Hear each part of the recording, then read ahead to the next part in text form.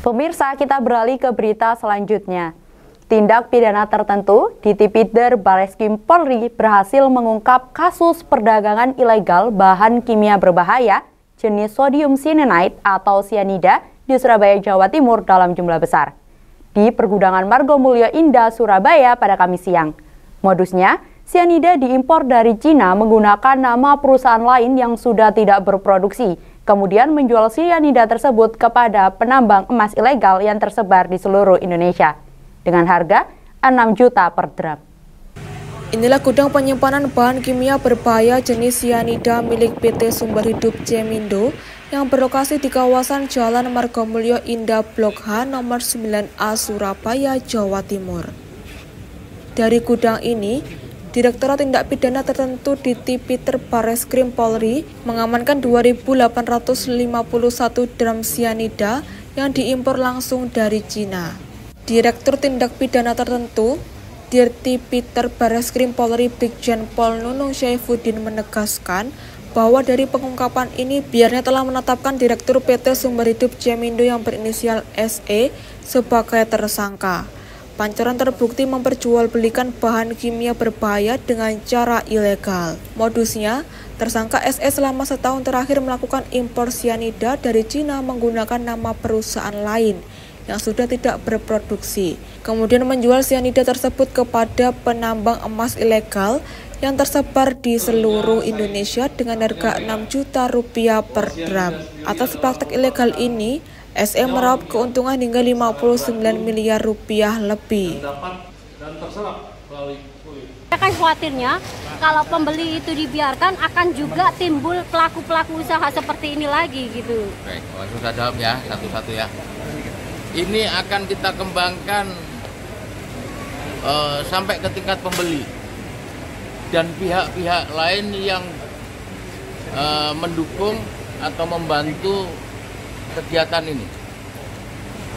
Pihak-pihak itu bisa dari mana saja, termasuk nanti dari perusahaan-perusahaan yang dia sudah izin pertambangannya habis, kemudian dia digunakan untuk mengurus izin impor, ya, izin impor cyanida ini. Dan sampai saat ini sudah berapa lama ini? Dengan mafia tambang, Jenderal? Mafia tambang ilegal? Sangat ada. Khususnya tambang emas ya. Sampai saat ini sudah mengantongi berapa pelaku atau pembeli user untuk tambang ilegal yang membeli ini, Jenderal? Jadi rekan-rekan, walaupun kita sudah menerapkan satu tersangka, makanya tadi saya bilang akan ada potensi tersangka-tersangka lain, karena saat ini tersangka yang satu masih dalam tahap pemeriksaan. Nanti minggu depan insya Allah kita akan sampaikan progres pada rekan-rekan semua sampai sejauh mana upaya kita dalam mengungkap keseluruhan jaringan ini. Apakah tersangka satu itu menyangkut pembeli? Dia pembeli atau bagaimana? Dia selaku owner atau direktur dari perusahaan SHC ini. Jumlah keuntungannya kan 56 miliar. Itu apakah ada 59. 59. Itu apakah ada aset yang sudah disita dari pihak tersangka? Kemudian apakah nanti konstruksi pasalnya akan bertambah? Oke. Asetnya akan disita semua. Kita akan pastikan dulu pasal tindak pidana asalnya, dan tentu kita akan coba untuk menerapkan undang-undang TPPU, karena ini juga kita duga sudah berlangsung cukup lama. Ya. Saya kira itu dulu ya, rekan-rekan ya. Jenderal, untuk pembelinya tambang ilegal apakah ada sudah dikantongi, apakah ada yang dari Jawa Timur atau bagaimana, Jenderal? Ini menyebar se-Indonesia, Mbak, ya. Berapa mungkin? Itu tidak dipertegas lagi, ini tambang ilegal atau tambang yang memang resmi tapi cara mendapatnya untuk cyanida bahannya secara curang. Kemudian tersebar di mana saja para pembeli. Ini yang masih kita dalami ya, tapi sementara informasi ini dipasarkan di wilayah Indonesia bagian timur. Jadi pasalnya hanya undang-undang perdagangan aja, Pak? Tidak ada undang-undang pidana? Ada kan tadi sudah kita sampaikan.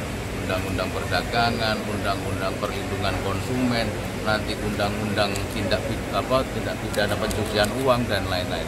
Ya, itu nanti tergantung dari perkembangan dari hasil penyidikan kita. Saya kira itu rekan-rekan. Selamat siang. Hasil dari pengembangan kasus ini, di Tipiter Bareskrim Polri juga mengamankan 3.000 drum cyanida yang disembunyikan oleh tersangka di gudang lain di kawasan Pandaan, Pasuruan. Atas perbuatannya, tersangka SE akan dijerat dengan pasal 24 ayat 1 junto pasal 106 Undang-Undang Nomor 7 Tahun 2014 tentang perdagangan dan pasal 8 ayat 1 junto pasal 62 ayat 1 Undang-Undang Nomor 8 Tahun 1999 tentang perlindungan konsumen dengan ancaman hukuman penjara paling lama 5 tahun atau denda paling banyak 2 miliar. Tim Liputan Surabaya TV.